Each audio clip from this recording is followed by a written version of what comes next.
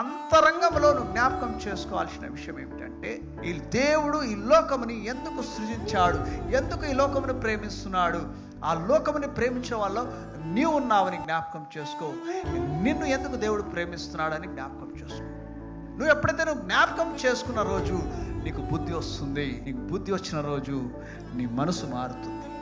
నీ మనసు మారినప్పుడు నీ జీవించే విధానం మారుతుంది, నీ ఆలోచించే విధానం మారుతుంది, నువ్వు చూసే విధానం మారుతుంది, ప్రేమించే విధానం మారుతుంది, నిర్ణయం తీసుకునే విధానం మారుతుంది, ఇతరుల ఎడల ప్రేమ విధానం మారుతుంది, వారి ఎడలను కనికర విధానం మారుతుంది, ప్రతి నీ ప్రార్థన మారుతుంది, నీ జీవన విధానమే మారుతుంది, నీ కుటుంబంలో నీ స్థానమే మారుతుంది. నీ కోసం దేవుడు లేడు, దేవుని కోసం నువ్వు ఉన్నావు. జ్ఞాపకం చేసుకో. ప్రతి జ్ఞాపకం తెలుసుకున్నప్పుడే నువ్వు చేసిన ప్రతి ఒక్కటి సఫలమవుతుంది, అది స్థిరపడుతుందని జ్ఞాపకం చేసుకోండి.